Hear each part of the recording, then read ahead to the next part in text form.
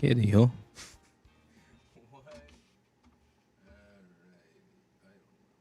Yosh, there you go. Hole in one. Ladies and gentlemen, it is another beautiful Sunday morning. What does that mean? It means that in about a week, I am able to eat a hamburger again. And that brings me a lot of joy. But hey, patience, control. What was the word we used for Zone Zero? Look, you had discipline. The word was discipline. To seize everything you had wanted. One moment. Would you capture it? Or just let it slip? Yo! Palms are sweaty, knees weak, arms are heavy. There's vomit on the sweater already. Mom's spaghetti, he's nervous, but on the surface he looks calm and ready to drop bombs. But he keeps on forgetting what he wrote down. The whole crowd goes so loud. He opens his mouth, but the words won't come out. He's choking how? Everybody's joking now. The clock's run out, time's up, over, black, snap back to reality. Just kidding. I just always wanted to try that part. But Sunday morning is a fun day Sunday. And yeah, looking forward to heading into El Season de Le Amore. That's February for all of y'all. It's fast. It goes by fast. The older you get, the faster time moves. So it just feels like everything just kind of like barreling through whatever is happening. But hey, for now, for today, for this moment, hello, welcome aboard, say hi, and I thank you all for being cool, hanging out, and let's have some fun this week. So, with all that being said, it is your boy, EXP66, hanging out with Lit Okami Stitch, and we're gonna go a little bit vibey with this one. I was racking my brains about what we would be playing, and unfortunately we've gotten to the point where all my niche songs do not have karaoke backtracks anymore. So that's something that I will get into. I'll figure that out, and if we have time in the afternoon or later today, hey, then we'll try. Demo imakara ikuzo.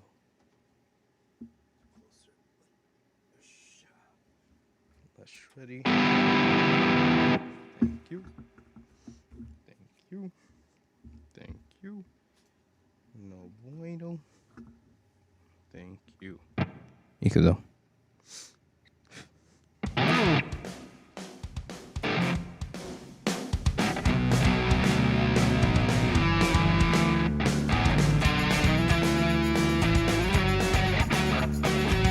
She says she's no good, real towards but I'm worse. A joke at the romance, stuck to my tongue. Bit down with words too over dramatic. Tonight it can't get much worse. Verses should ever feel like I'm two chords and my heart down, and I don't want to forget how your voice sounds. These words all I have, so I write them, and I need them just to get by. Dance, dance, we're falling apart to halftime. Dance, dance, and these are the lives you love to lead. Dance, this is the way they love. If they knew how misery loved me.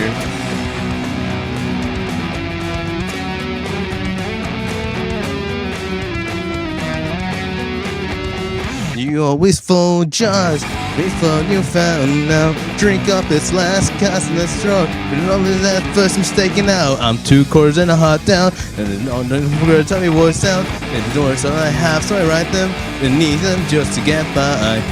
Why don't you show me a little bit of spice? You've been saving for his mattress. Dance, dance, we're falling apart to halftime. Dance, dance, and these are the lies you love to lead. Dance, this is the way they love. If they knew how misery loved me.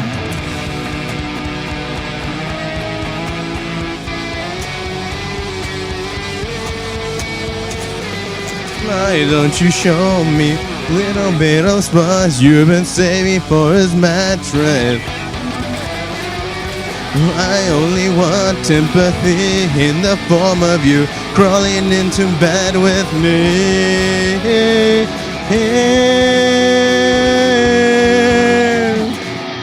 Dance, dance, we're falling apart to halftime. Dance, dance, and these are the words you'll have to leave. Dance, this is the way they love. Dance, this is the way they love. Dance, this is the way they love. If they knew how misery loved me.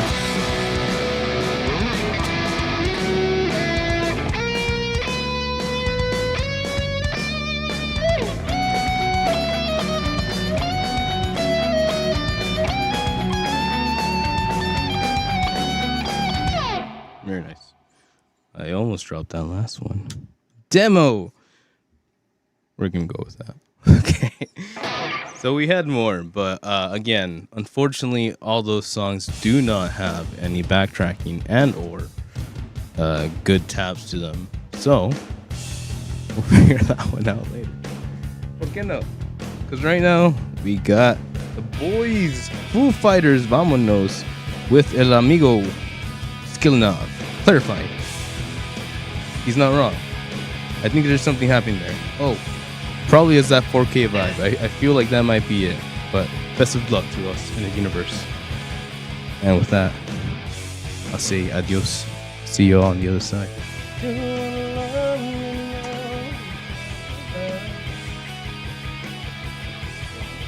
Pictures down.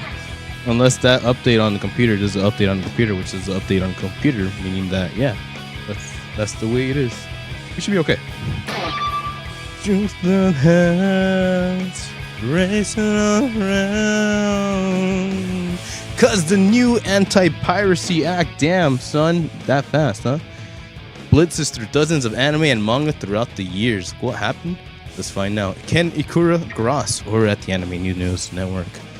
My friend, Japan's Agency for Cultural Affairs released a new ad this week to combat piracy. Partnership with the Stop Manga Piracy Campaign. The ad celebrates heroes and heroines from across the decades-long history of manga and anime. Whatever that means. I believe we can hear that in the background. It's the same.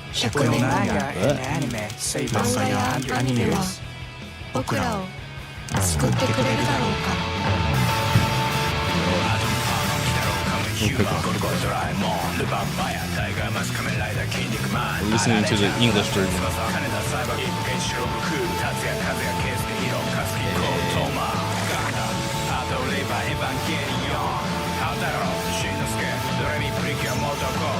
People like the hamsters there. Jojo, let's roll Jojo. Oh, the Jojos.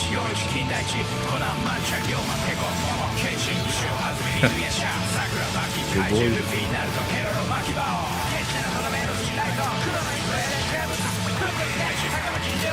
Yeah. Oh, they have it.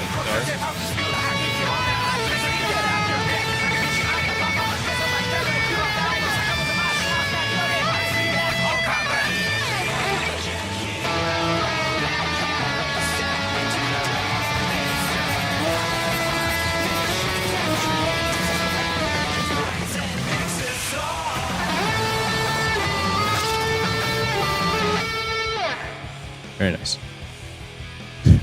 Oh, was Foo Fighters playing this whole time? There you go. Profits from pirate editions are distributors totaled out. Something. TLDR. Pay for the manga. Okay. The ads promise ask viewers if manga and anime will save us in a century's time. It's highlighted heroes and heroines include Astro Boy from Astro Boy, Luffy from One Piece, JoJo. You saw the video. Among many others. The ad concludes by saying you, the readers and viewers, will save the future of manga and anime.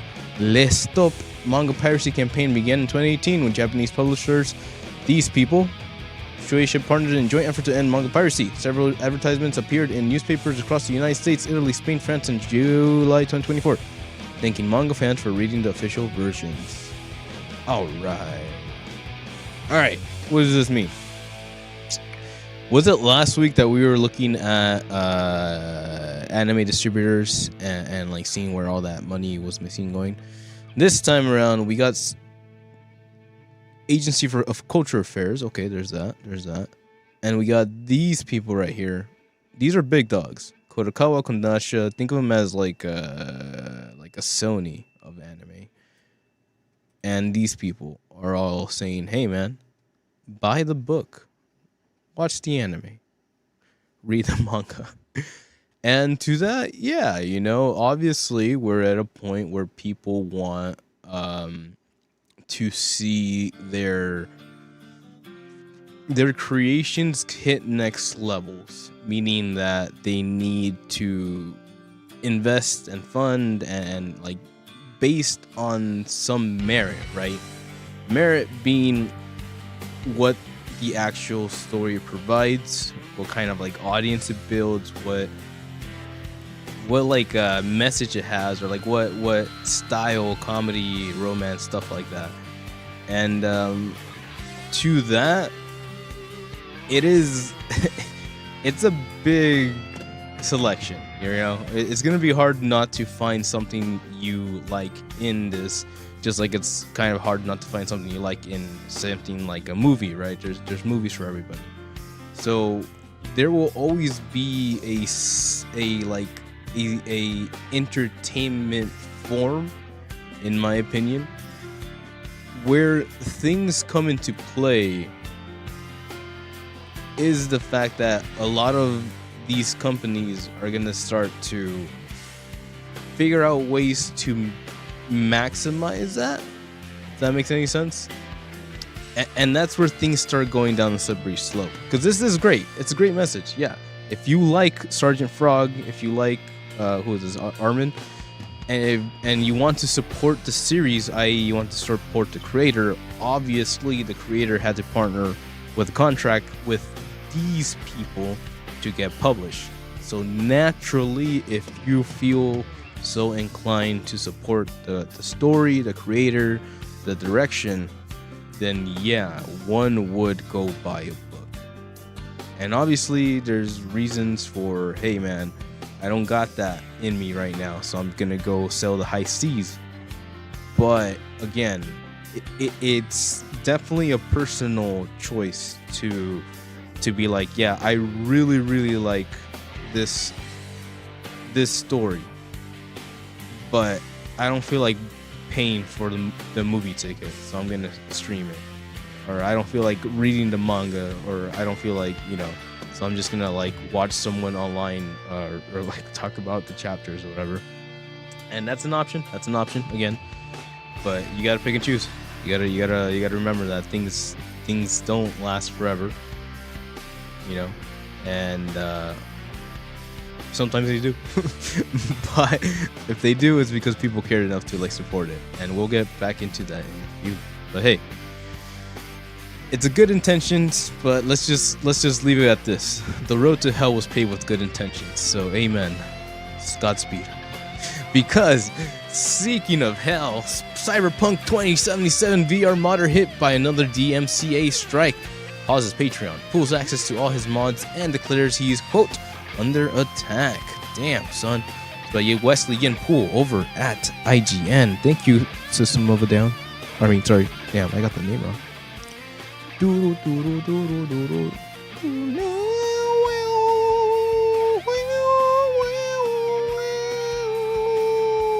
There you go. Don't ask him how he knows how to do that. Xbox executive struggles to explain why Fable is coming to PS5 day one, but not Forza Horizon 7. So what if I never hold you? Yeah. Kiss your lips again. Whoa. Sorry, everyone stepped out today, so it's a good vibe.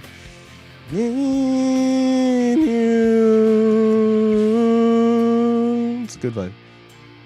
Coming to PS5 Day of I, but not Forza Horizon 6. This is by Zach Swain over at Kotaku. Did we? Okay, fair enough. Earlier this week, Xbox gave us an idea what to expect. The biggest games is 2026. Horizon will land on May 15, along with Fable reboot. Did we talk about that? Okay, it's fine. So it's fine. arrived sometime in the fall. But all the playable launching on the same as in the Xbox Horizon 6 isn't. Its PS5 version will arrive sometime after Xbox release. When pressed on why, the Xbox says Xbox One exec provided confusing answer. Quote, in an interview with Games Radar, studio's head Craig Duncan told the outlet that he and Xbox have, quote, pretty simple view about bringing their games and franchises like Halo and Gears of War to more platforms. Quote, we want our games to reach the most players that we can, explained Duncan. Quote, it's rarely more complicated than that. It's like, how can we get this game to as many players as we can? Okay, sure. We've heard this before from Xbox. They want to be on platforms and give people more ways to play. Fine. And when you ask specifically why Fable is launching at the same time on Xbox as PS5 before Horizon 6 isn't, Duncan admitted that, quote, sometimes we are inconsistent. Alright. Quote, you see some games in one place, some games in multiple places, Duncan told the outlet. Just know that we're going to work on that, and we're going to try to be more consistent with what we do. According to him, Xbox won't commit to every future game launching day one on PS5 because the company wants to, quote, maintain optionality. Alright. Quote, if we're in a position to release a game on a platform that we haven't show up really well, then I think we would, and to do that, I think we would have a conversation internally and go, hey, unless we can do it really well and do the right thing by those players, then that's when you get into conversations of, well, maybe you can ship it afterwards. But teams are only a set size. It's got excited. Cool. Nice. Because teams are only a set size, we only have a certain number of, ultimately, it comes down to resources. Not everything is limitless, so we just want to get the best job by each platform, by each game. End quote. According to Duncan, sometimes games need extra time to get them running on a different platform, and that does sound plausible, but it's convenient that Forza 6 Horizon, a super hyped up sequel to one of the Xbox's biggest hits, isn't coming to PS5 right away. Meanwhile, Fable, a long delayed reboot of a franchise that has been MIA for over a decade, is launching on PS5 as well as Xbox. You could theorize that Xbox wants to keep Forza on its platforms like Xbox Cloud and Game Pass as exclusives for an extended period of time and push people to play there. Regardless, it's clear that the future of Xbox multi-platform strategy is kind of all over the place and will likely continue to be that way for the foreseeable future. Bueno. What is he saying? He's saying, yo, man, not day one. Which, sure. I can imagine a chart out there where Forza Horizon 5, the last game that actually did release on PS5 through Microsoft, sold gangbusters because I bought it. We have Forza 5 on PS5. And so maybe Xbox did see that and they're like, oh shoot, we should probably hold off on that so we can, exactly what he's saying. It's solid math, solid developmental CEO math, right? Here's my take on it. The dreamer. PS5 has a lot of fun things up its sleeve. And sure, Xbox might want to really not just Xbox, but the games. Oh, what team is it? Team Playground, I think is they're called. Playground, whatever they're called. They want to make it run really well. Okay, fair enough. I accept that. Depending on how long it takes, 3 months to 6 months, we'll have an answer. 6 months, I think that is like a limited time deal, like that they want it on their platforms first. 3 months. Here's my hope. 3 months is pushing it, but maximum 3 months it launches on PS5. And the reason it takes forever for them to develop it on PS5 is because they will be planning a PSVR mode on PS5. That means that if they're gonna launch first and get that team, have them trained to do VR and distribute that through PlayStation VR 2, in order to develop skills to make VR titles for Xbox and their future VR endeavors. Is VR dead? Kinda. I'm not gonna tell you it's not, but let me tell you, Gran Turismo 7 in VR changed my life. I'm pretty sure Forza 6 can do the same. So I don't know, man. I'm just being a dreamer here because I want some synergy in here. Even if they're gonna put their stuff on PS5, doesn't mean Xbox can't learn a thing or two from development cycles and skills.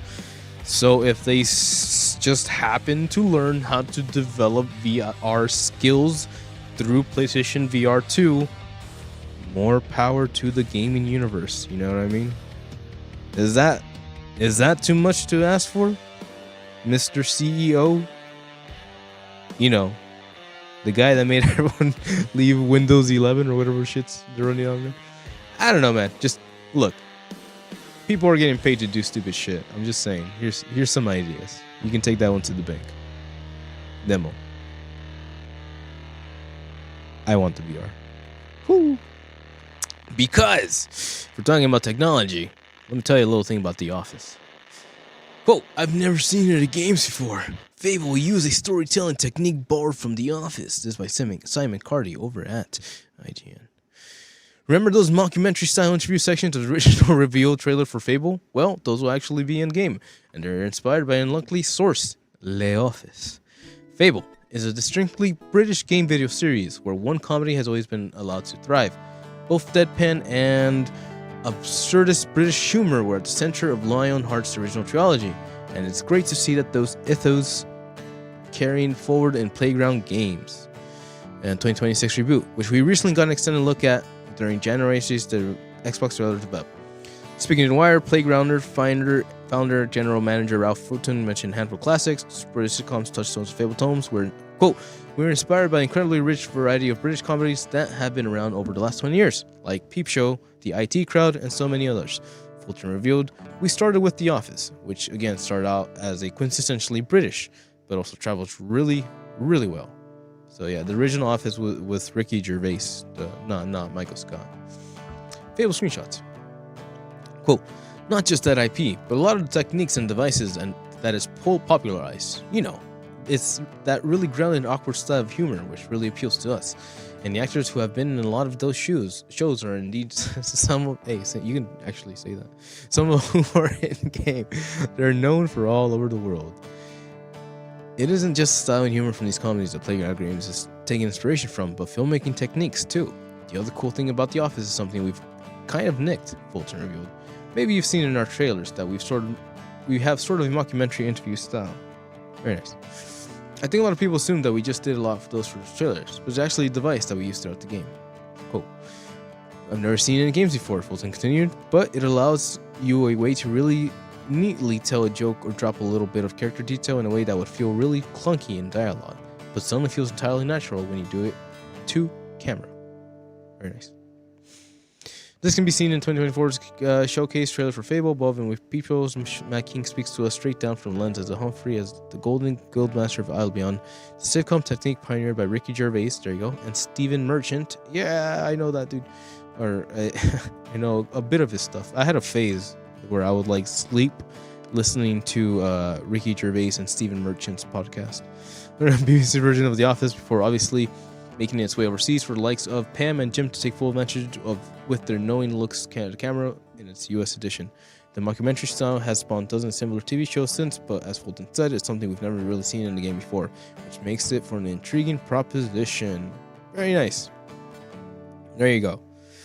So, not unlike a lot of pop culture, you know, recycled and reused. Not saying that that's a bad thing. Again, you can always be inspired to do something with like something that has happened before, but as long as you add like your own care/twist to it, then you're all good.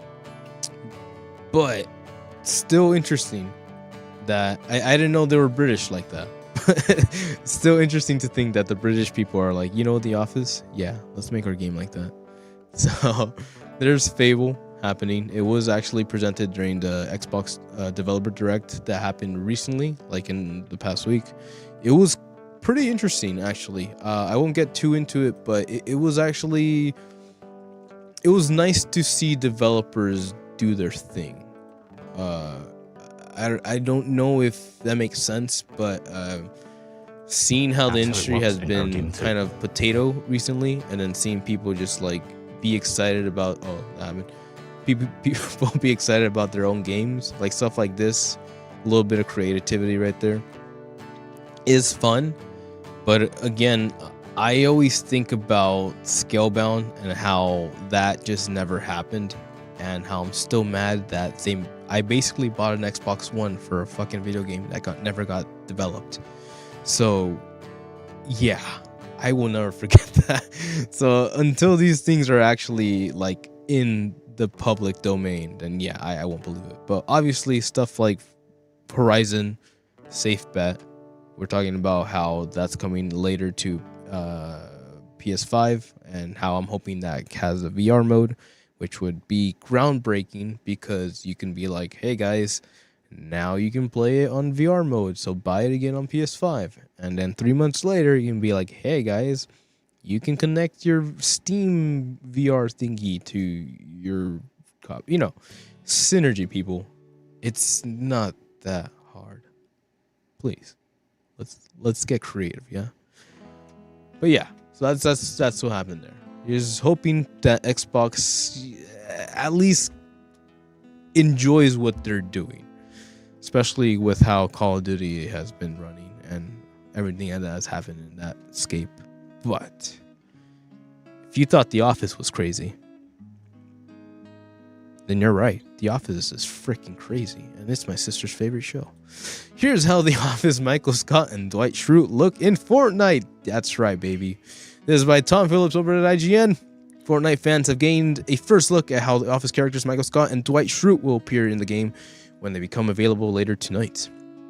A pair of new Fortnite skins include the likeness of actor Steve Carell and Ryan Wilson, and will come with a range of alternative styles and accessories.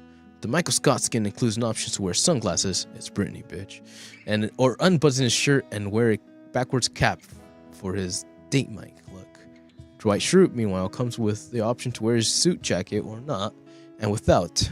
The skin, he can be seen with a holster strap to uncover a belt, complete with a banana, as seen in the show. The reference comes in the shape of Dwight's skin mask option for his face, as worn by the character as he memorably cut it off the CPR dummy. All the off skins for Fortnite shine out. Okay, there you go. The emotes. Okay. Actually, booted up earlier, so yeah, I saw the skins. They're freaking crazy. You jump to the right and you shake a hand, and you jump to the left and you shake that hand. You meet new friends, you tie some yarn, and that's how you do the scar. Dude. You jump to the right and you shake a hand, and you jump to the left. This is Fortnite. Dude, come on. Michael Scott with the AR. What? Continues to blow my mind. Just how far these guys are gonna go. Hey, you got Kizuna Ai, so you're chilling.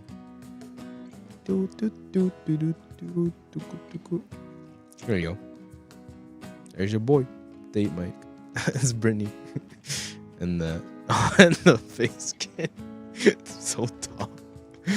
Oh man, I'm stupid tempted to hit up my sister and be like, "Have you seen this?" And she will have no idea what any of this. Well, actually, she will. Actually, my nephews run a couple of games, so she will understand the premise and the idea that these guys are running around with freaking shotguns is the most hilarious thing that I can probably tell her this weekend.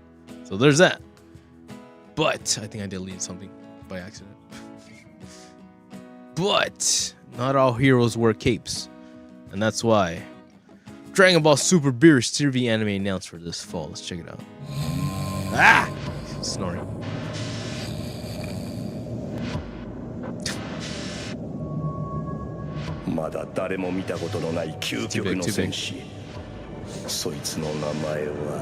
Goku.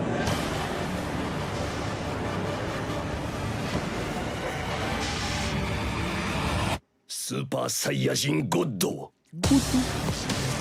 I think this is gonna be a movie.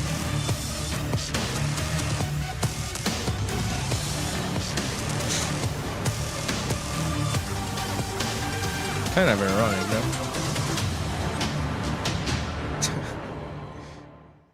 Alright. Oh shit, there's more. A lot more. 39年ぶりにあのお方が宇宙一強い破壊神ビルス様が目を覚まされている。破壊神ビルス。破壊の神様。地球の諸君とわにさようなら。このままでは地球はなくなってしまう。 No way. 眠いんだよ。地球が溢れるのにこのままずっとなんかしてられんかよ。破壊神だとふざけるのもいい加減にしやがれ。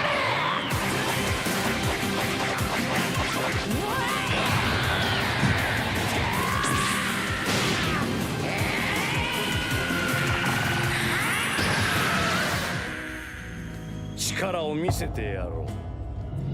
5人の正しい心を持つサイヤ人が I was 手を gonna つない say, で一人の there's just サイ like ヤ人に心をつなげれば it's just so. I won't talk about it, but like we're really doing this all over 見せ again. てくれ。スーパー I サイヤ人 don't know if it's been 10 years, but we're really doing this all over again. 少なくとも同等の神になったんですよ。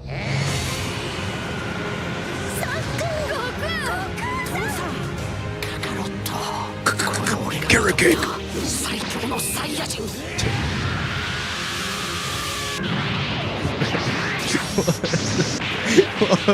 the fuck is called? You didn't invite me to his birthday. スーパーサイヤ人 was delicious. まだオラを上に連れてってくれるみてえだからよ。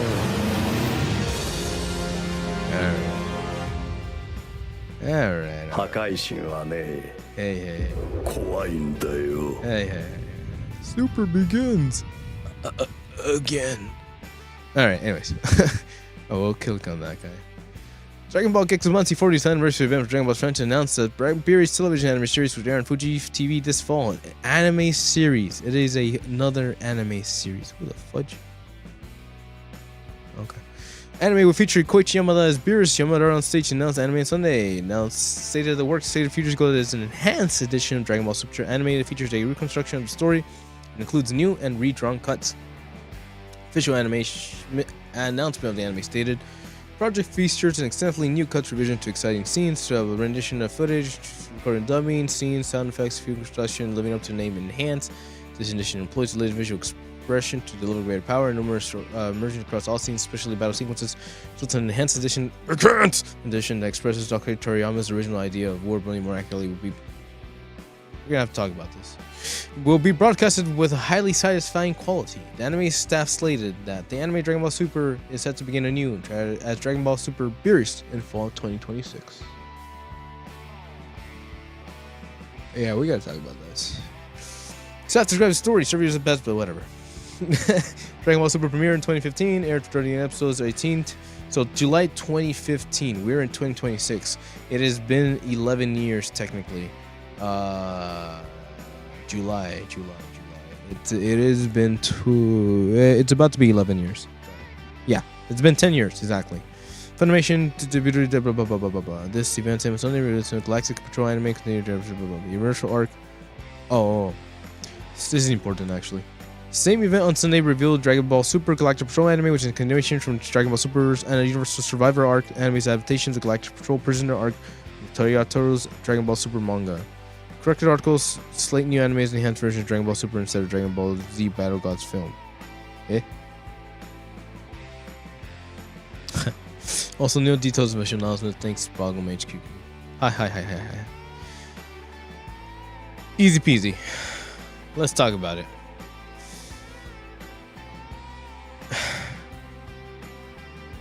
I like Dragon Ball, right? I grew up with Dragon Ball.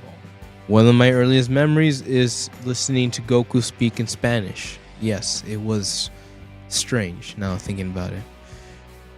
And as much as I care about Dragon Ball, and as much as I would like more Dragon Ball, Super Galactic Patrol, thankfully it's there.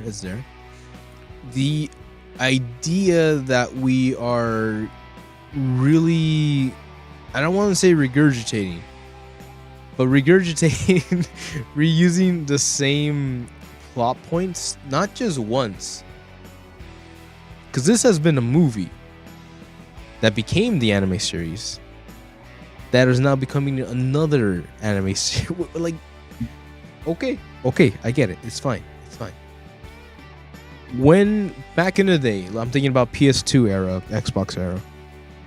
Back in the day, when a quote unquote special edition of the game launched, it was known that there wasn't much difference in the game itself. Maybe it just had a couple DLC, or like it just had like a few extra things in a box or something. The idea in that era was not that, hey, we gotta make new games. It was that, hey, we gotta figure out how to resell these games that we already made to keep this thing going, right? And that's not a terrible thing, because new players show up. It's been 10 years. New viewers show up, and maybe they want to be like, okay, let me watch this Dragon Ball in 4K. And to that, I respect that. I get that. It makes sense. The thingy that gets me thinking is the idea that we're really at a point where Dragon Ball, one of the biggest animes I will say out there, is to the point where it needs to start special editionizing its series. After, does that make sense? Which is fine. It's fine. But it's still putting me like, it just feels weird. It feels more and more that these guys are pushing it to be like a video game style type of like development cycle. And if we know anything about the video game development cycle as it is right now, that's what we're not looking forward to. So this is happening. The only reason I give it a pass is because they actually have this happening. Let's check it out. Or not. Let's see.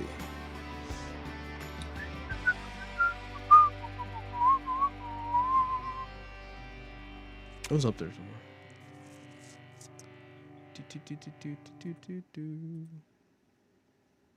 Super. We just go here. Oh, emotional. There you go.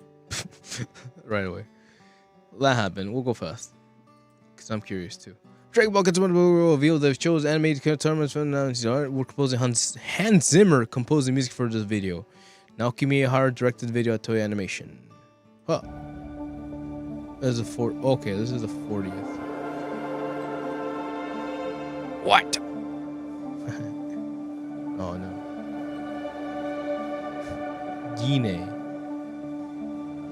The event also revealed the visual for the anime. 3 years in the pond. Get to an overseas event for the panel transition and announce a new anime titled Dragon Ball Super: The Galactic Roll. The event revealed the video that shows animated panels. The event revealed the video that shows animated panels and other art from Akira Toriyama's original manga before announcing the anime.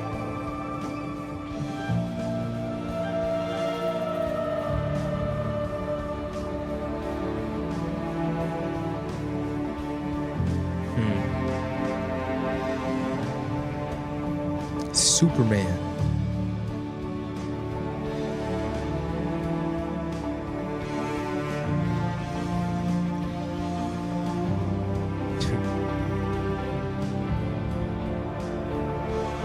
I honestly thought that we're gonna make Bard's story again, which is like, we're getting there.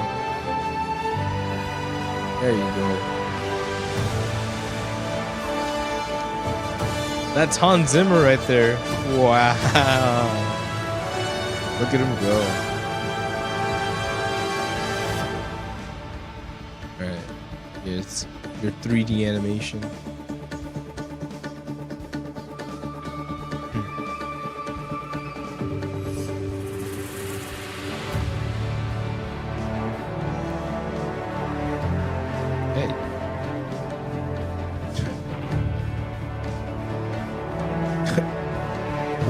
Piccolo.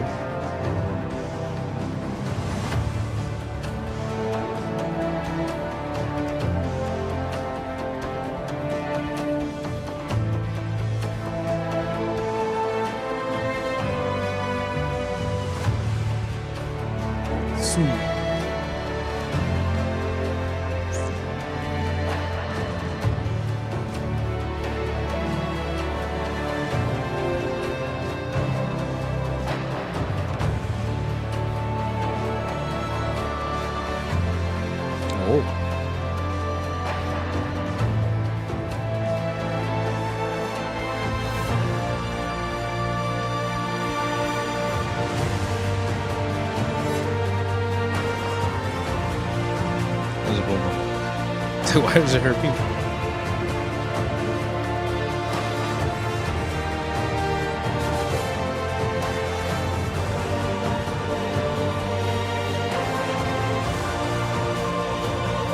It's your boy the goat. Oh.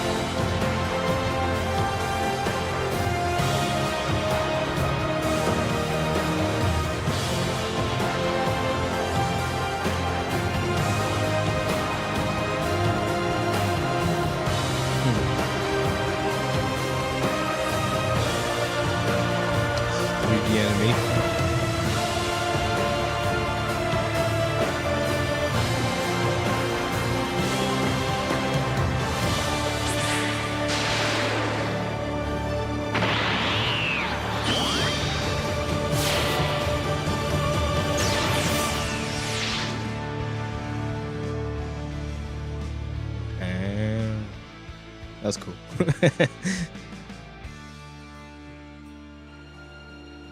Beyond the limit.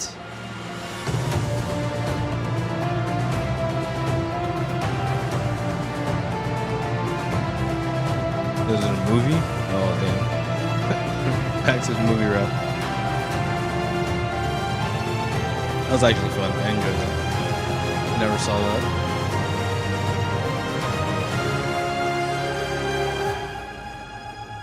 Chapter begins.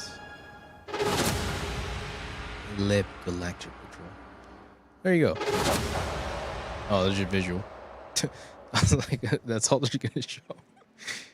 Oh shoot. They're gonna join the Galactic Patrol. Look at that. You see that? They're gonna join the superhero squad. Indeed, indeed.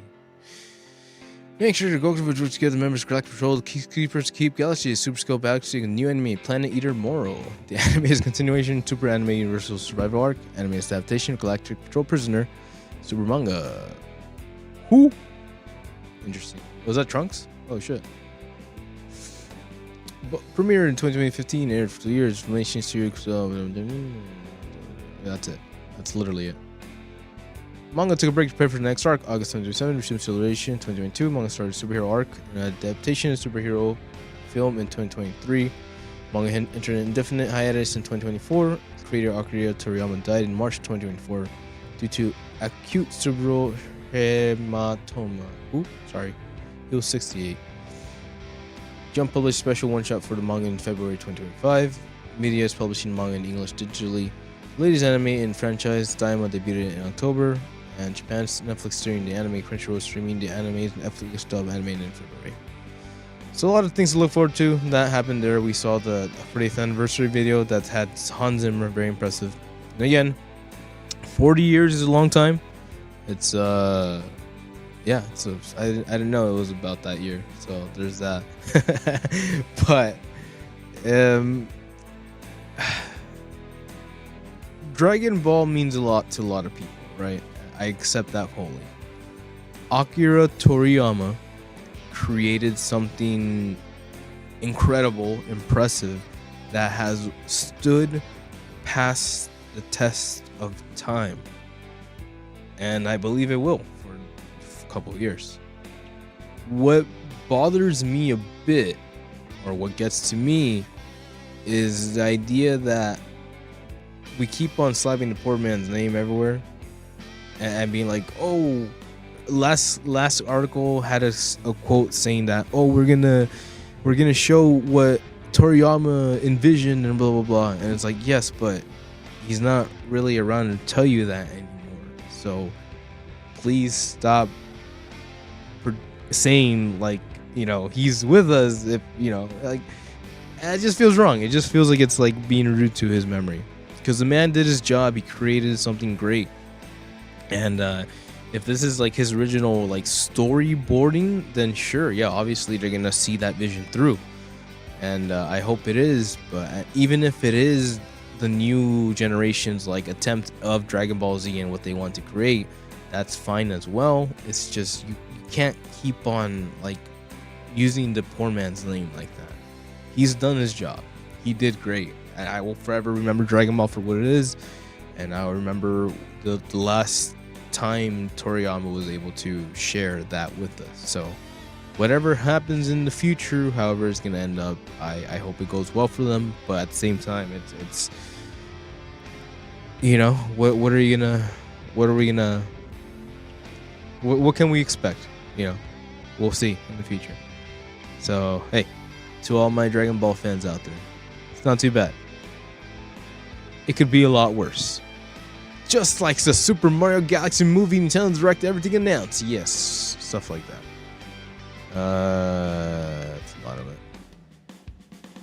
So that I can wait.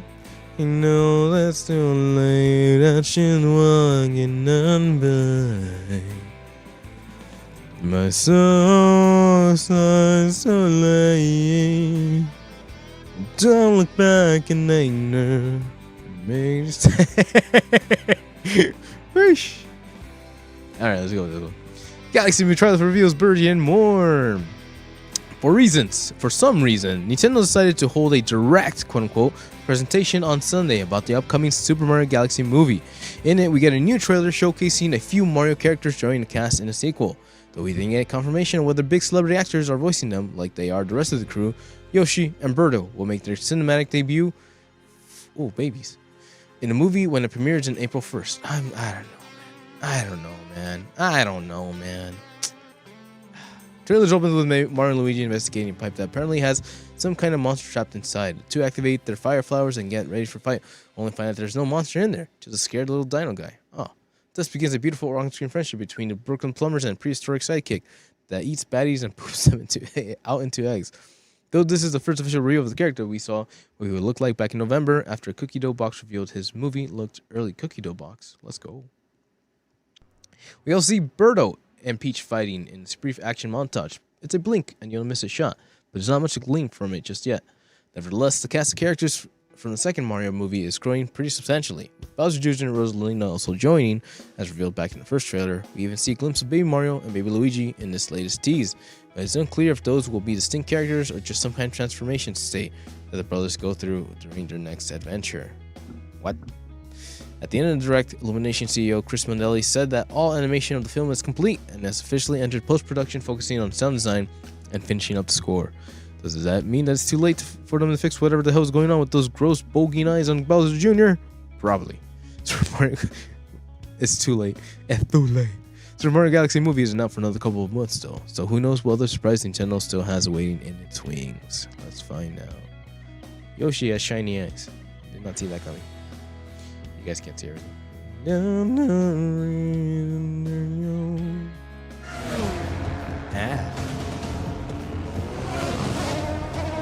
There he goes.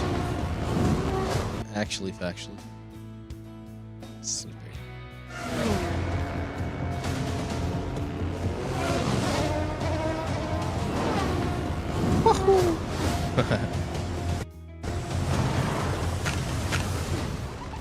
very nice. Mexico land. Now, where's the troubled pipe? It's troubled pipe. The maracas.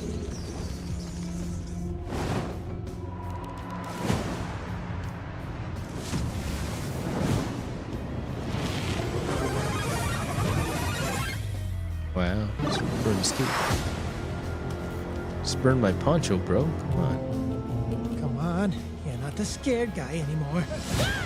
Yes, I am. People don't change.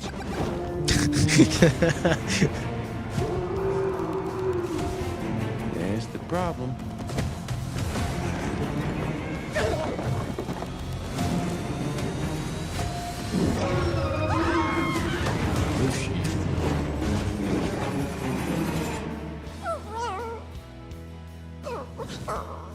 Hey. It's all right. See his eyes.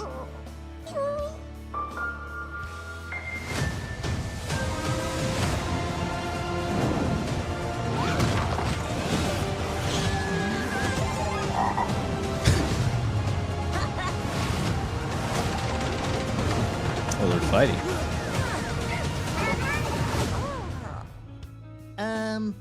Who is this?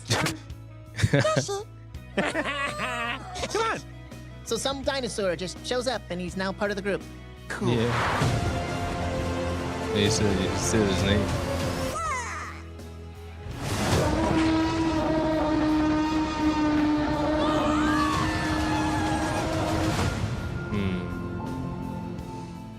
All right. All right.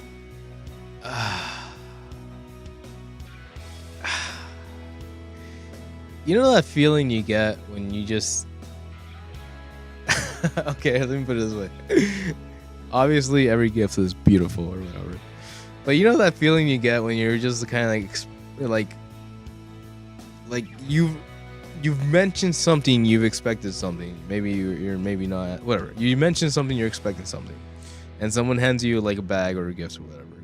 And then you start going through it and you're like, oh shit, this is not at all what I thought it was going to be. And you're just like, oh, okay. Hey, thanks, man. You're cool. This is bad. I don't know how to put this. I'm getting Spider-Man 3 vibes from this. And I could be wrong. I can always be wrong. I like being wrong sometimes. But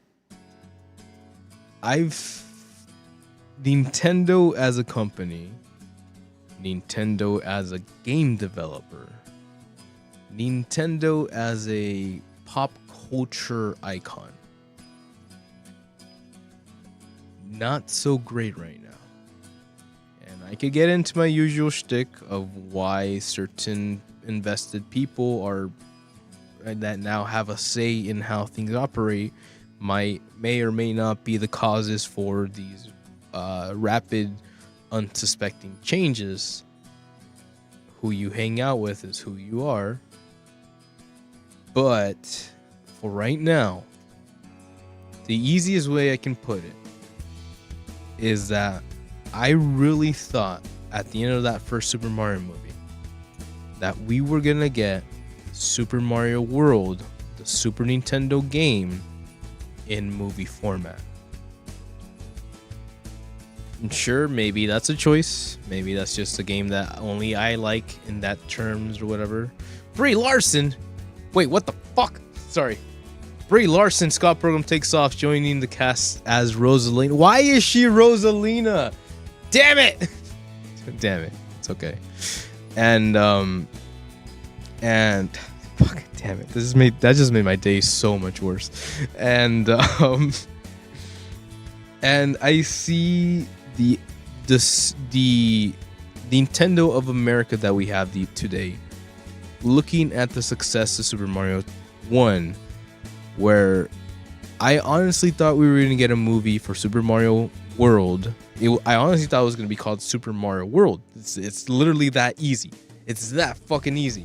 Super Mario World, the movie, where we would meet Yoshi, become friends with Yoshi, explore the Super Mario World Yoshi. I understand why Bowser would be annoying to make him as a villain again, but I'm very positive you could have found a separate plot point with that, i.e. that big fucking Jurassic Park dinosaur that you threw at in the movie that came straight out of Super Mario World, Super Mario Kart World, the game. And it sucks because instead of what I feel like could have been a very good explanation as to why the character Yoshi means so much to the Mario franchise, it just feels like a shoe-in character for... It feels like the Despicable Me minion character. That is the amount of respect that I feel the Yoshi character is gonna get. And not that Yoshi needs to be the most respected fucking character in the universe, but the idea of like a man and his best friend, the dog, and Mario and his best friend, the Yoshi. And I'm sure they're gonna try to make that happen, but I don't know, dude. The minute they introduced Rosalina like right away like that, made me feel like none of the characters are gonna have the character development that they deserve, and that really sucks. Because the way I see it, instead of actually creating a really good universe, cinematic universe, looking into the future, part 3 could have been Galaxy. Super Mario Galaxy, the movie. Would have fucking sold blockbusters in millions. They still can't do it, but whatever, doesn't matter. But instead of shoving everybody into this second film, even the baby Marios, even the Birdo, even Bowser Jr., I didn't even think about Bowser Jr., even Bowser Jr., it feels like it's gonna be a hodgepodge of like mess, and like it's gonna be Super Spider-Man level 3 vibes of like everybody, and that sucks. It really, really sucks, because especially right now when we're such a delicate place of like Nintendo, fucking Nintendo, the dudes who should know what the fudge they're doing and should actually like give a damn about their IPs, are just being focused on the money, you know? And that's all it comes down to. Show more characters in this second film so you can sell more toys, more characters. You can have more product placement in the Universal Parks. And not that I don't want that, right? Not that I don't want a Rosalina fucking Beano PAF or whatever. But not like this. I have a really shitty feeling that this seeing Brie Larson as Rosalina is gonna make me dislike Rosalina by the end of that film. And I don't like that idea. But I'm not usually wrong. So I don't know. Did I ever tell you guys my pop's name is Mario? It means something. It means something. But hey, who knows? James Gunn knows, because James Gunn says, hey, first look at Jason Momoa as Lobo in Supergirl DC trailer. Let's go, baby. This is by Yesley Yin Pool over at IGN. We finally have our first look at Jason Momoa's Lobo in a fresh teaser of DC Universe movie Supergirl. DC Studio co-CEO James Gunn took a social media to reveal a clip which sees Momoa set up a glimpse of Lobo as he will appear on film. Here we go. Voila. Oh, finally. Yeah. You have any comments about playing Lobo? All right. Yeah, brother. Finally. Alright. That was way better than what I could have come up with. Yeah, let's go! He looks sick.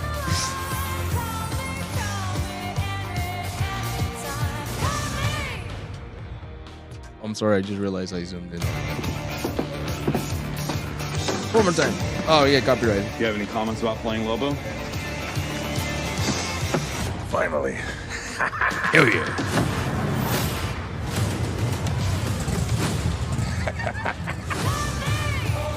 That's funny. That's so funny. That is so funny. Essentially, they're bringing back the teased hair look from the 80s. Oh my god, dude. Oh my god. The 20s are going to be a crazy time. Let me just tell you that right now. All right. We have the late 20s are going to be a crazy time.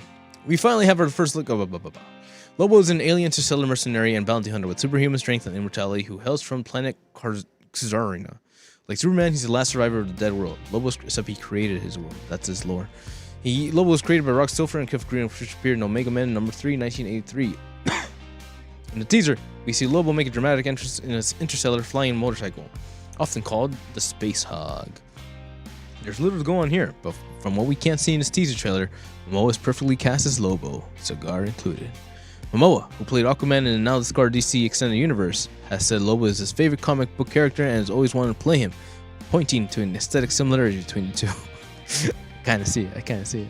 Speaking of Screen Rant, Momoa suggested we'll get a good look at the character in the movie, but also a fleeting one. Damn.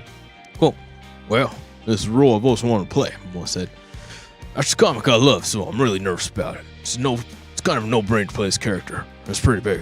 I don't want to give too much away, but I mean, we look pretty dead on exactly the character. It's rough and gruff, and I'll say the black's really cool. Momoa then asked to give an indication how much on-screen time Lobo will get. He replied to say, quote, "It's her movie, so it's great. Or her movie, so it's great. I'll come in just for a little bit." That's more Western. Supergirl teases out due in 2026 and stars House of Dragon star Millie Malcock and title role and appearance Crypto Superdog. Yay. Last seen causing havoc Superman. Speaking of Superman, Supergirl was a very different movie from the outset. Supergirl herself is nothing like her cousin. IGN attended a press conference last year in which Gunn, Alcock, and director Craig Gillespie talked enthusiastically about Supergirl. During the conference, Gunn insisted Supergirl was a completely different move than Superman. For Gillespie confirmed that it takes place entirely in space. Quote, "They are so different in tone," Gillespie said, "and to be able to really lean into it and embrace it. And plus, we are allowed to say this, the whole movie takes place in outer space." End quote. Gunn added, "The outer space thing's a big part of it because it's space fantasy." Quote. So Guardians of the Galaxy then. Supergirl is heavily inspired by Tom King and the comic Woman of Tomorrow, which features a very different Supergirl than the audience perhaps comes to. In July, Gunn said the DC Universe version of Supergirl is quote, "a total mess." Pressure pushing down on me. Moving on. So there you go. It could always be better. That's a win. Pretty cool. Jason Momoa. I feel like if you've seen the movie called Fall Guy, starring Emily Blunt and Ryan, not Gosling, Reynolds? No, Ryan. No, what's the other guy? It's not Ryan Gosling. It's the other guy. The guy that did what is Ryan Gosling? It's the guy that did Ken in the Barbie movie. So him and Emily Blunt did a cute romantic comedy, and at the end of it, essentially, like, they lose the star, right? So like, who are we gonna call? And they call Jason Momoa. And so at the end of it, it's a space fantasy with Space and Momoa being a cowboy with a shotgun, going like, "Oh yeah, oh, yeah," pretty much. To which was a Warner Brothers published film, directed published film, which makes me think that's probably where they got him at that point. He was already kind of preparing to film that. So, interesting way that things will go around. I'm just glad our boy is still back at it, even when he's done. Even though he's not Aquaman, he's out there having fun, and I respect that. And yeah, he's a cool guy. Long hair, respect, don't care. Moving on to another wild side.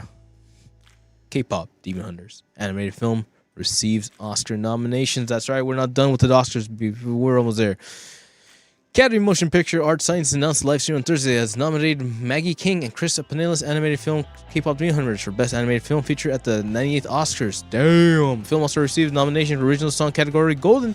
Other nominations for animated feature include Zootopia 2, Elio Arco. Oh, I need to go watch that. It's out right now. And Little Me or the Character of Rain.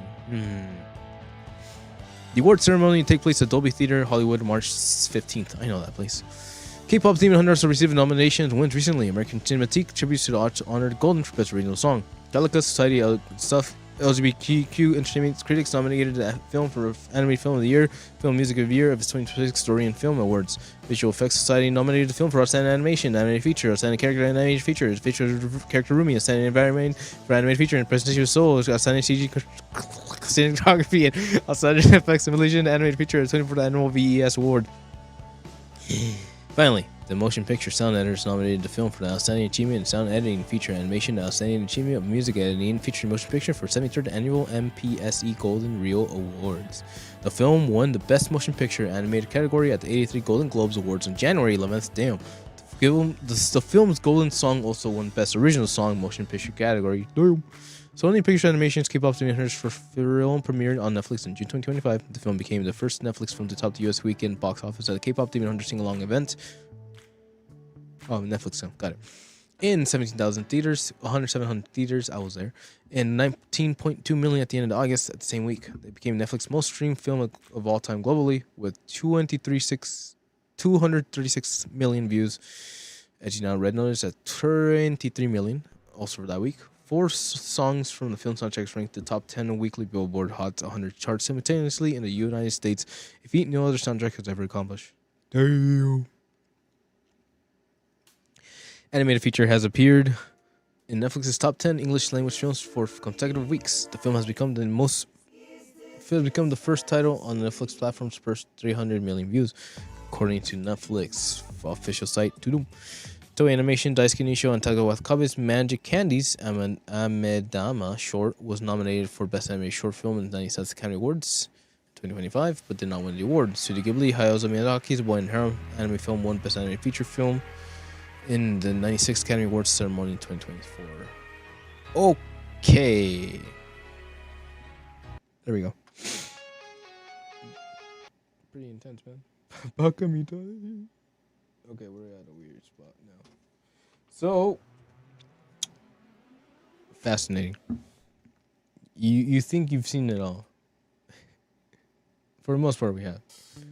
But at the same time, like, again, Oscars, Demon Slayer, K-pop Demon Hunters. I'm starting to see a theme here.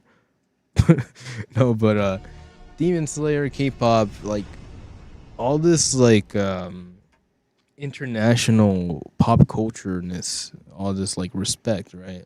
It's a movie. It is a movie that actually respects its culture in terms of, like, the story that it presents is very inspired by its stories, and even the characters themselves really aren't afraid of representing their culture. And I've seen multiple people talk about that and how that means something to them when they feel their culture being appropriated, and they don't have to, like, feel like different or even ashamed of, like, why they are different. There's nothing wrong with being different if it means, you know, celebrating life, which is the culture and all that. So to see all these things kind of come around, and it makes me a little sad, actually, because it almost feels like we in the Americas don't have culture anymore. Like, we don't have anything to give anymore. All our creativity, all our enthusiasm has kind of, like, hit something, or it's gone somewhere, and now we're looking outside of our borders for inspirations, which is not terrible. It's not wrong. But we should also be striving to be just as creative as these people and these cultures and these createes. And who knows? We'll see. I know movies definitely still have, like, that spice. I've seen multiple movies that, like, hit me in places where, like, oh yeah, people do feel that way, or people can come to these conclusions, and I appreciate that.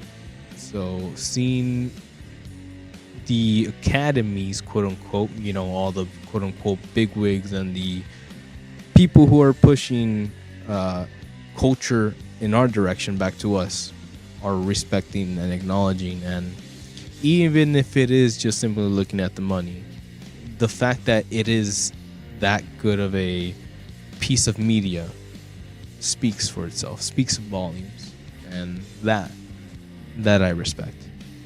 So hey, Godspeed. Be cool. Stay good. Because here's something I don't respect. Here's what happens when you don't respect the respect.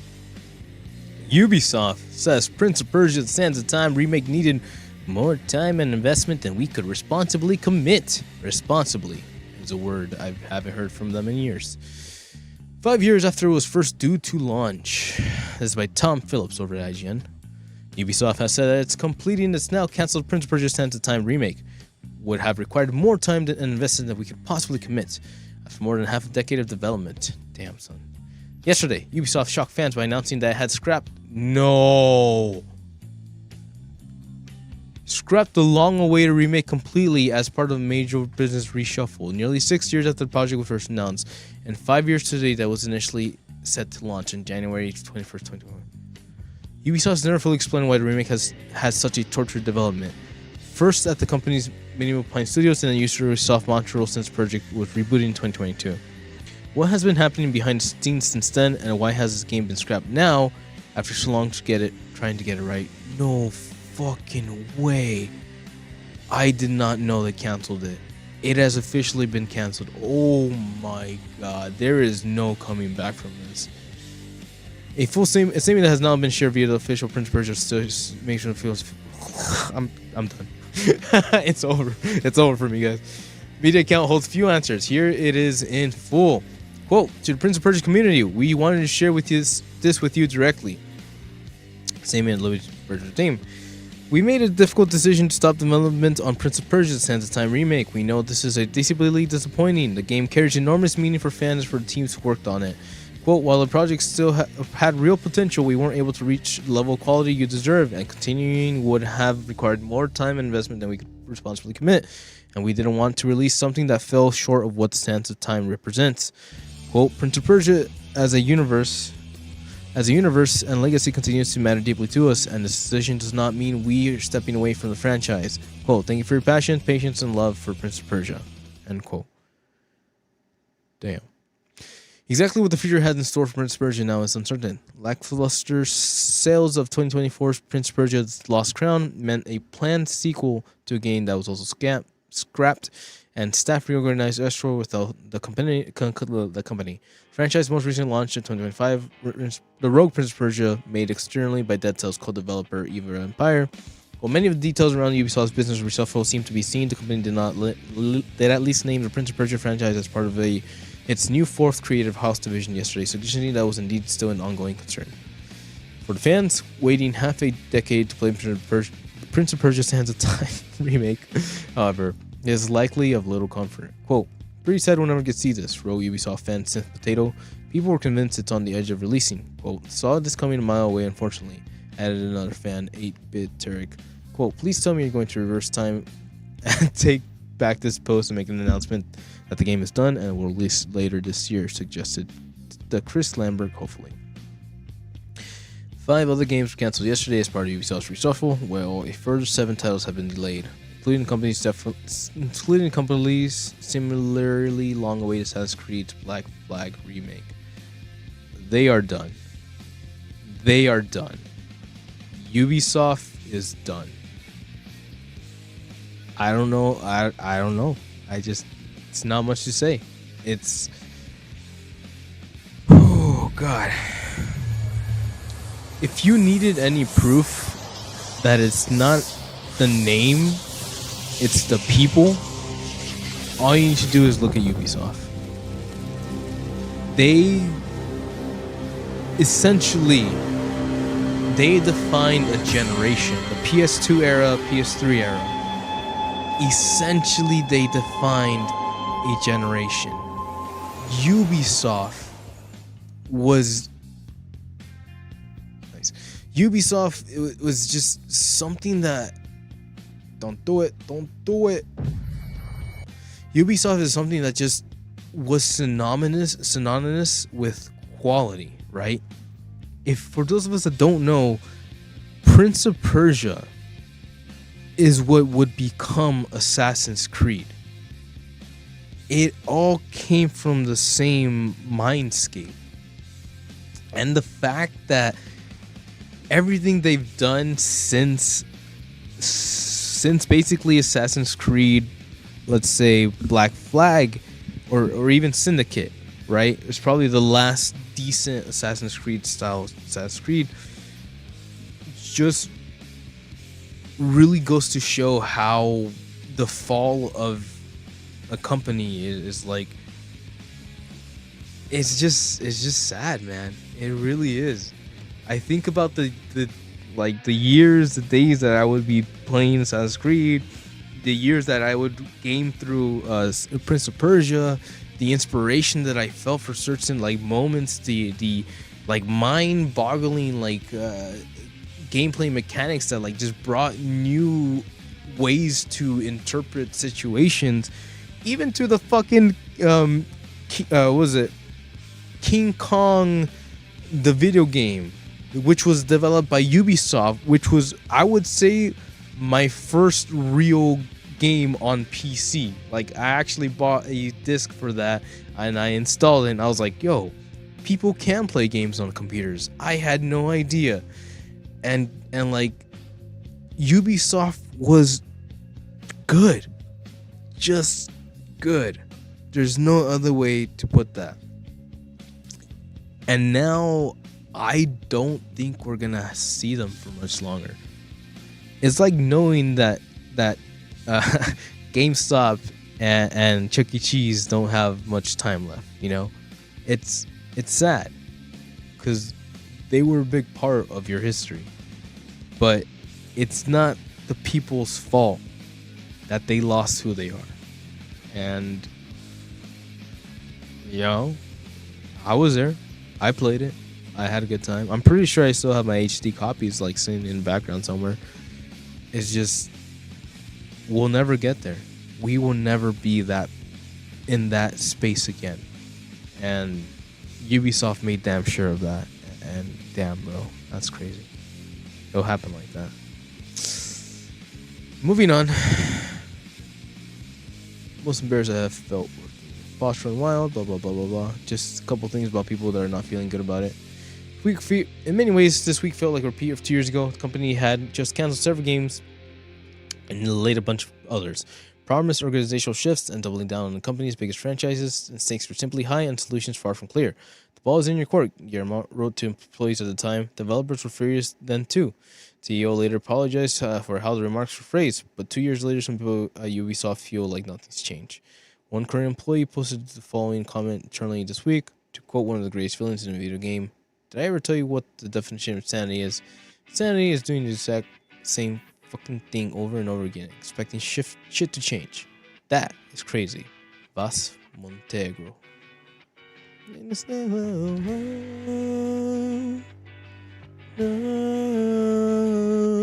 Turn to office sound.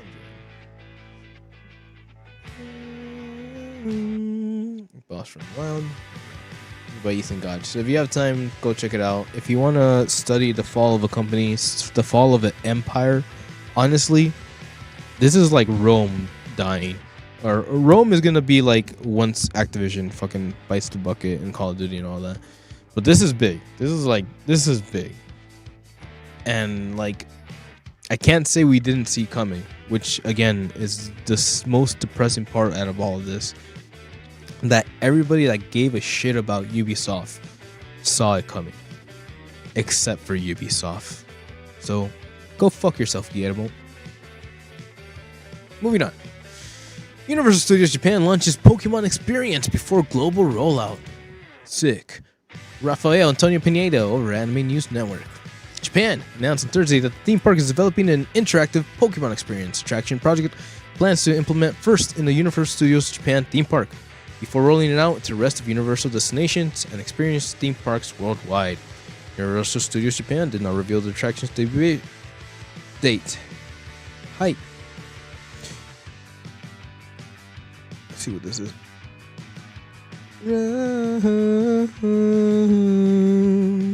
No limit.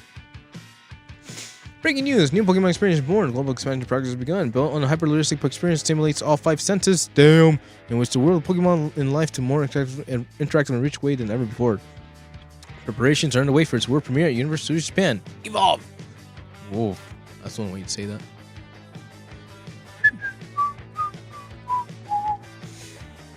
Japan most recently opened Donkey Kong Country in December 2024. Orlando's opened the Epic Universe Park theme park featuring its own Super Nintendo World with a new area based on Donkey Kong Country games in May 2025. Super Nintendo World opened at the Universal Studios Hollywood theme park in 2023. Attractions include Bowser's Challenge, Toadstool Cafe, One-Up Factory, character meet and greets, and interactive features using power-up bands. Studios Japan Super Nintendo World officially opened in 2021. The park had originally planned to open the area late in 2020 in time for 2020 Olympics, Tokyo Olympics, but delayed the ongoing to prevent crowding and as a countermeasure against COVID-19. According to NHK, the park invested over 6 billion yen in the new area to raise attendance to record levels. Construction began in 2017. The effort is part of a larger Plan Nintendo theme initiative that Universal is adding to its theme parks. Very nice. So, in case you were wondering where all that Pokemon money was going to, definitely not to video game development. It is going to Universal Studios. You know, I mean, look. The run.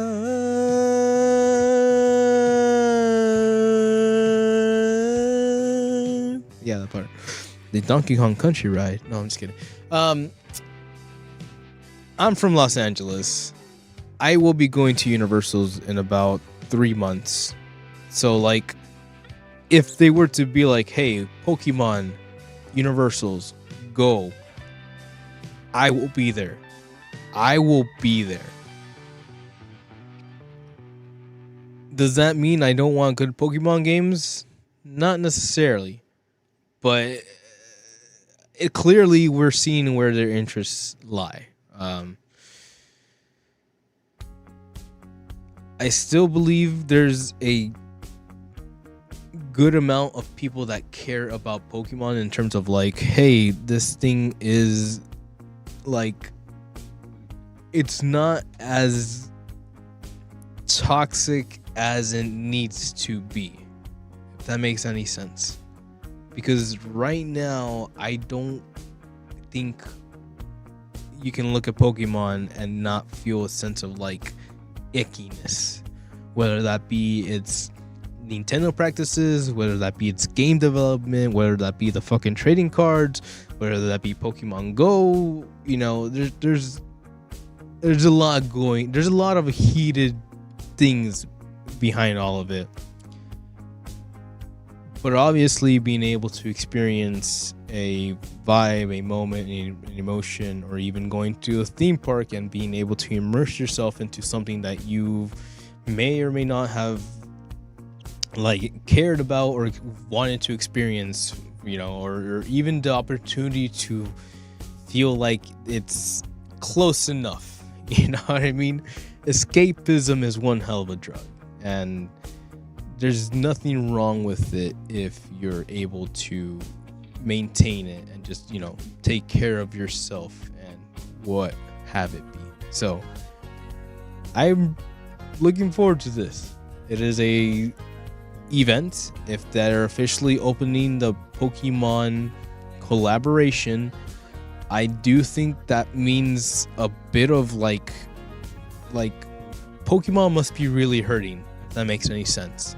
They've officially licensed their brand to Universal Studios. What that's gonna do for the pricing of Universal Studios, like if shit starts being expensive AF because Pokemon wants to ask for Pokemon money, that's where we're gonna have to talk about things. Also, the people that it brings to the park.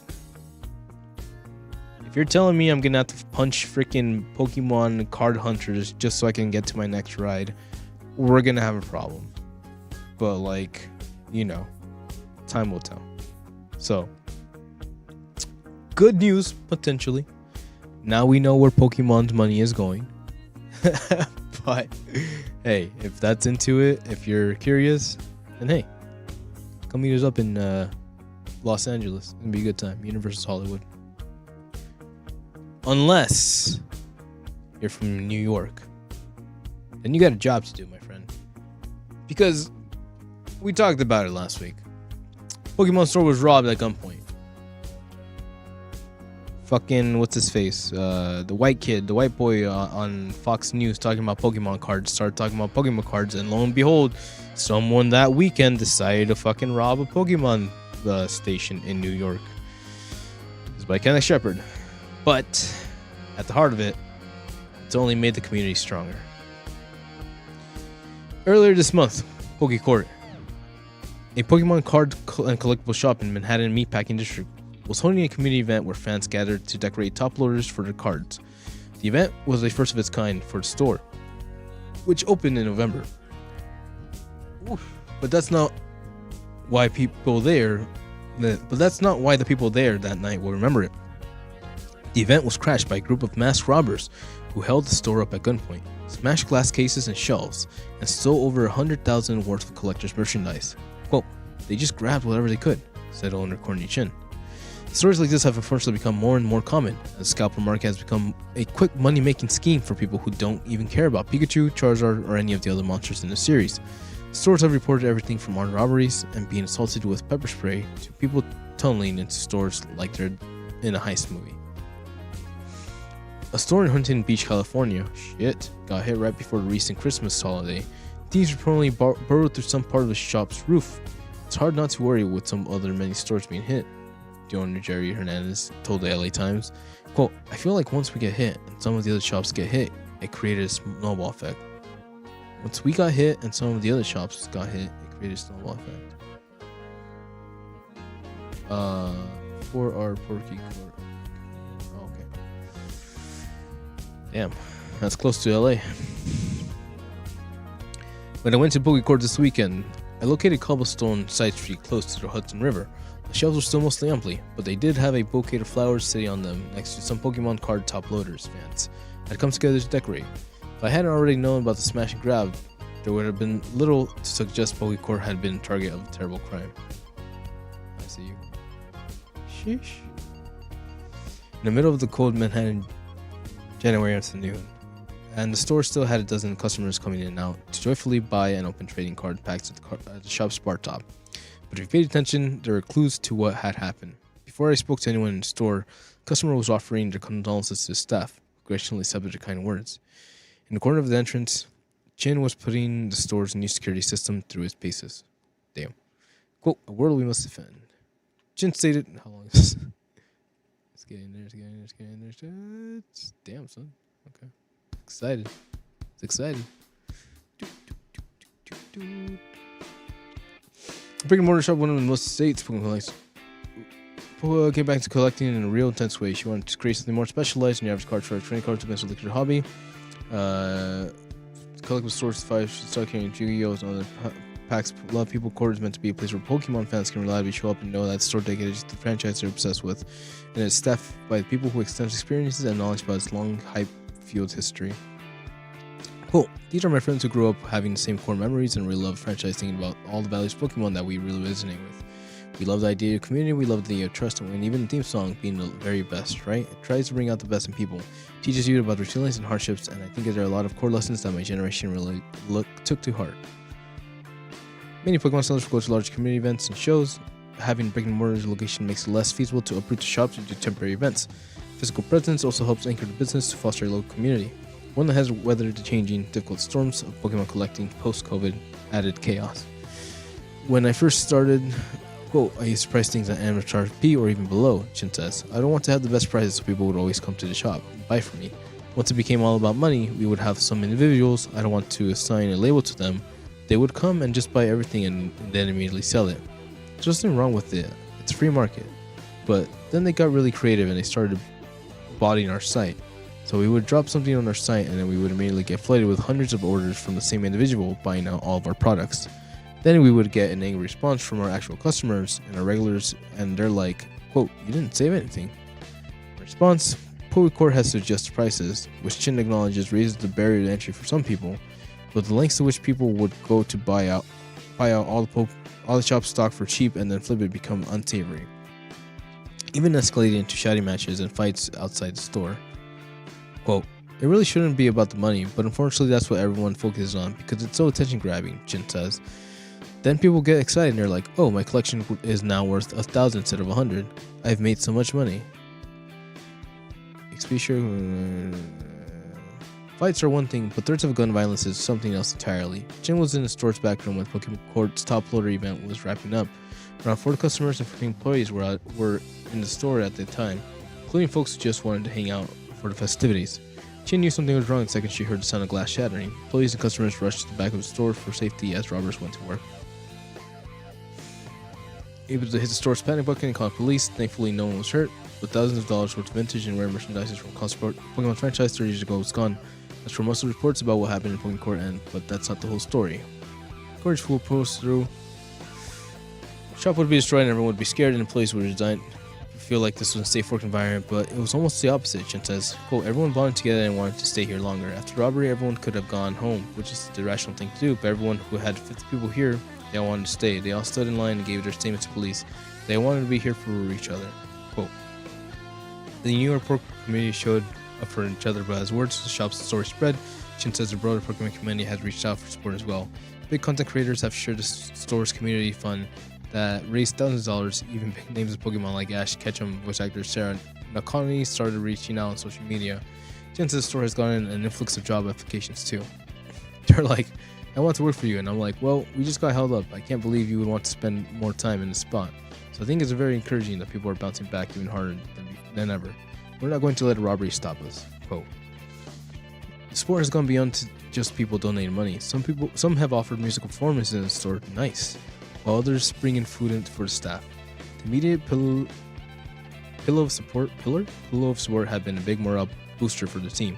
While Pokecourt have been in headlines over one of the worst things that could have happened to it, Jane wants people to know that Pokemon community is more than just collectors chasing the most valuable cards.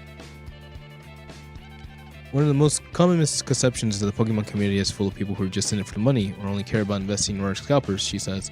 You just hear the worst, right? But for better or worse, this robbery has shown how people can come together in a really positive and genuine heartwarming way to support total strangers, to support their local card shops, to support all the people who were absolutely traumatized by this experience. I've just been floored and humbled by it, and I'm so thankful that there's this massive community. End quote. The shop story has spread on social media. Neighboring card shops around the state have also reached out about stealing merchandise, verifying certification numbers in case the robbers try to sell what they took. The entire thing has made Chin feel like a shop has a, quote, network of friends that expands far beyond New York City. When I left Pokecourt this week, it was just as full of Pokemon fans as it's ever been. Though it now has additional security, there was a version of the store's furniture where fans stopped showing up to buy and open packs. Future. Scared off by the threat of violence over a hobby that's supposed to be about bringing people together, instead the store is bouncing back, thanks to no small part in a community that was never in it for the money to begin with. They were in it for each other and their friends. They've met along the way through a shared love of Pokemon. Sheesh. I get copyrighted. Strokes, man. You guys are crazy.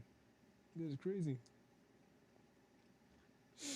So, there you go. That is one way to wrap that one up. I like being wrong because it's always like a way to learn from something, right? And obviously, it's not the only place to be hit, and I expect more people to get more greedier. That again, people that don't care about the property, they just want the value, the perceived value of the piece of cardboard that they're holding, and that is disappointing. That is so disappointing to think that a human could really find more value in a fucking piece of cardboard than in the lives of others. But then you see just how resilient humanity really is, and how these moments, how these impactful, life-changing moments really affect us as a community, right? The fact that you could have gone home, you could have taken off and be like, oh shit, Instagram, I just did this, oh whoa. But in that group, right, in that tight community of not just collectors, but of fans, dreamers, of lovers, that they decided to stick around. And sure, you know, obviously, maybe it was the most exciting thing that happened to them in the past 5 years, but the fact that they're all there and figuring things out, right, together, because it is difficult. Can't even imagine what the amount of like courage it takes to just keep on going to that shop, or to even keep on opening that shop every single day by themselves, if they are by themselves. But the beauty definitely speaks volumes. So hey, need a little bit of humanity, there you go. Happy birthday.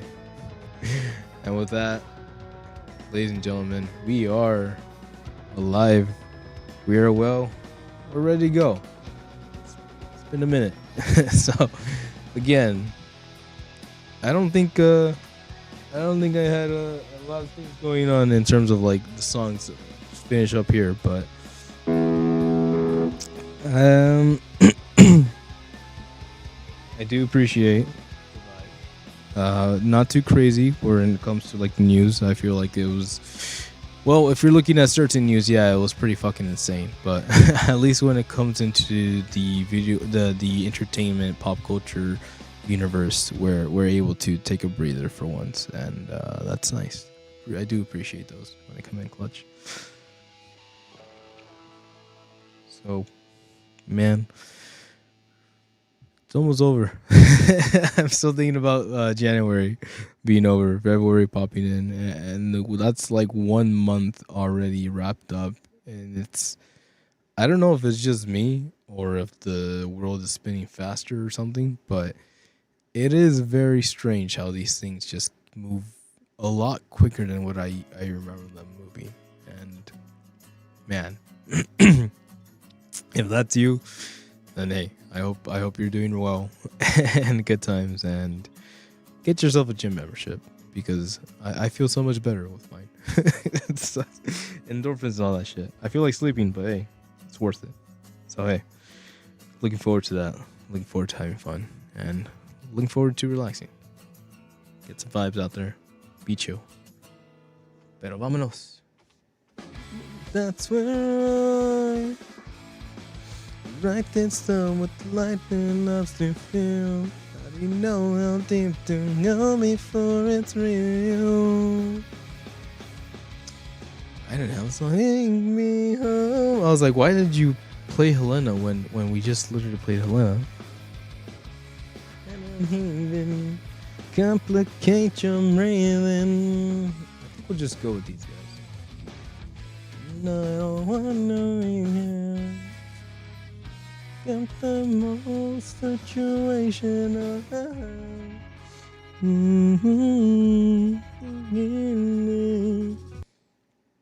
That's right. He does not have. Yeah, he does not have. He does not have. Copyright, we copyright. Just have fun.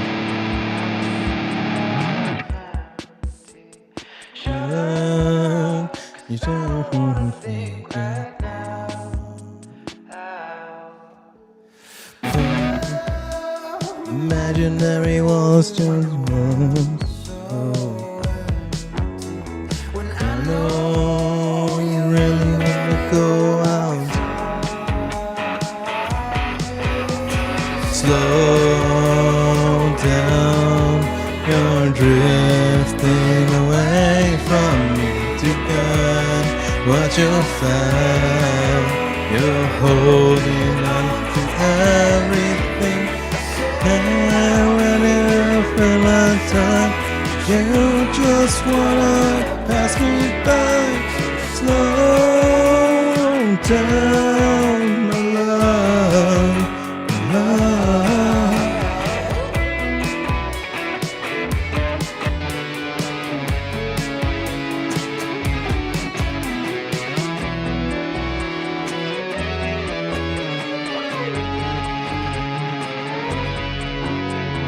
Give up pessimistic notion that the world is end. You realize everybody feels that way. Holding on to some safe dimension. Really happy that you look my way. Slow down, you're drifting away from me. Can't cut your fell. I'm holding on to everything. Said I'll be there in my time, but you just wanna pass me by.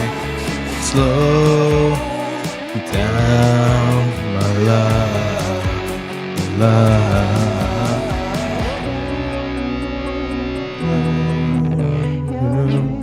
Lean away from me again. You found holding on to everything. Said I'll be there in my time, but you just wanna pass me by.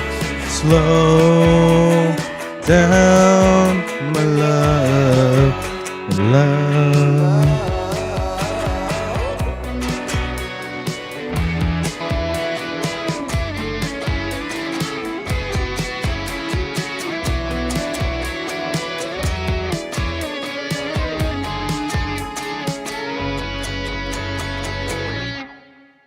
Very nice.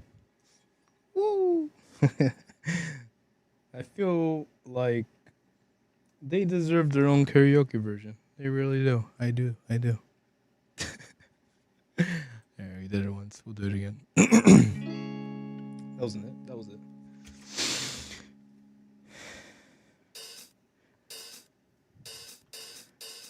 Long ago, just like a horse, you died to get in again. The very hurt you knew, burning up, just like a match you strike to incinerate the lives of everyone you knew. What's the worst you take for every heart you break?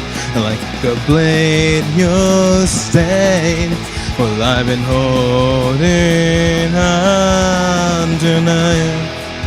What's the worst that I can say? Things are better if I stay. So long and good night.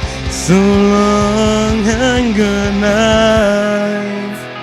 Hey, my time when every starfall brought you the tears again. Yeah, the very hurt you sown. And what's the worst you take? Heart you break, and like a blade you'll stay. And I've been holding on tonight. What's the worst that I can say? Things are better if I stay. So long and good night. So long and good night.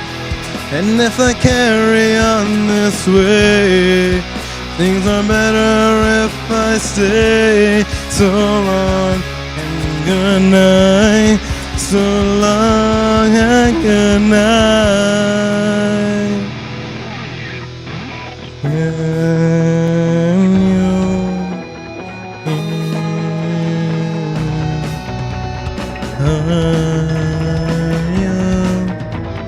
Hear me, can we pretend and live and then we'll meet again when both our cars collide? What's the worst that I can take? Things are better if I stay. So long and good night, so long and good night. And if you carry on this way, things are better if I stay. So long and good night, so long and good night.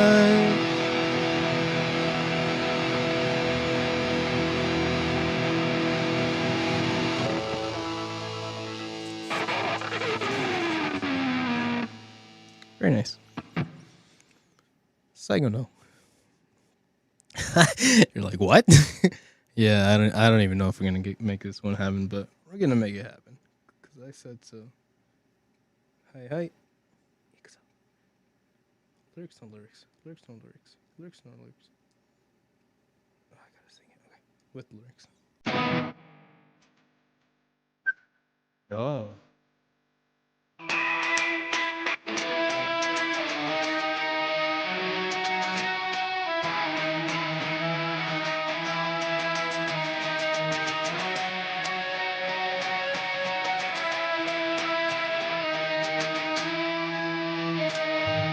I only want to hear about your day.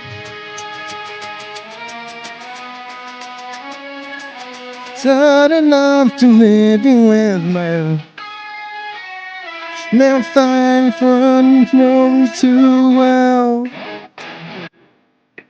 Don't you say no with me? 'Cause I'm in pain and all we thought was meant for me. So get away, constantly raising love, neon, listen.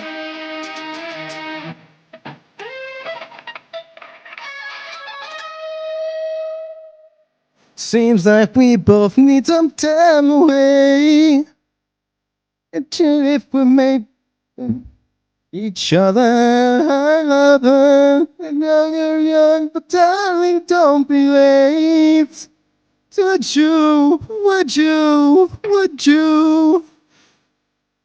you say no? I'm in pain, no. I can't wait patiently.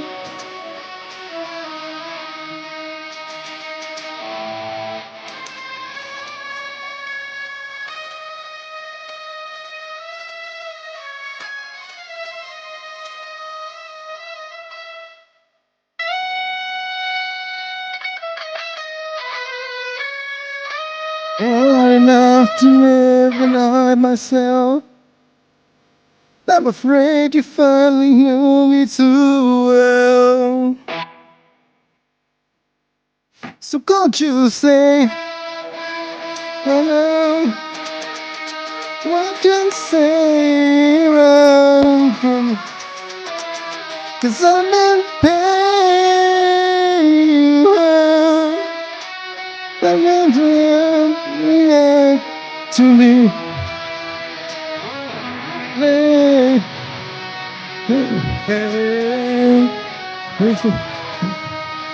Honestly,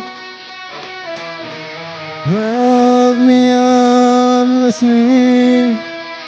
Don't love me honestly.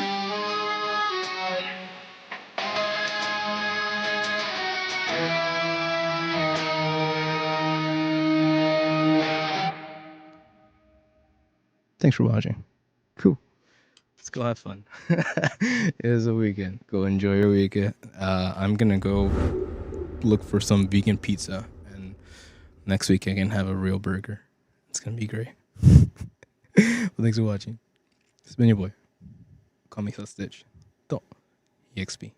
Wishing you buenos dias, buenas tardes, and an awesome mañana. Pero until then, hasta la próxima. Ya. Bye.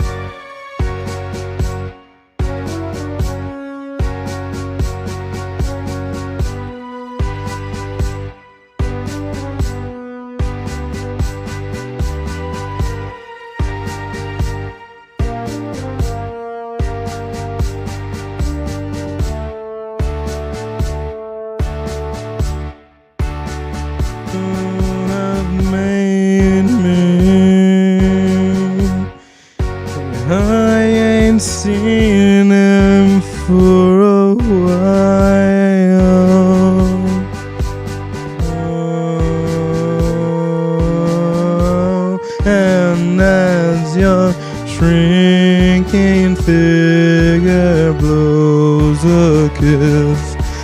catch and smash it on my lips.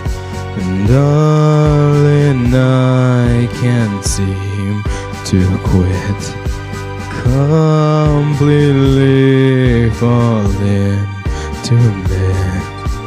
Realize I'm losing it. The idea that you exist alone so ridiculous. I don't know what to say. Oh baby, we oughta fuck. 7 years of bad luck out the parlor mirror. Could I have made it any clearer? It's love like a tongue in a nostril. Love like an ache in the jar. You're the first day of spring with a septum piercing little miss sweet dreams. Tennessee.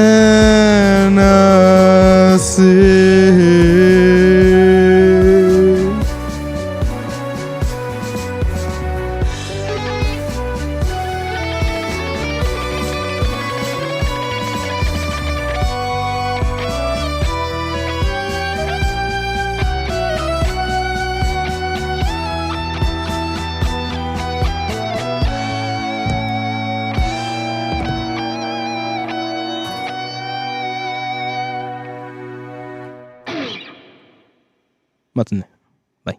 Love you.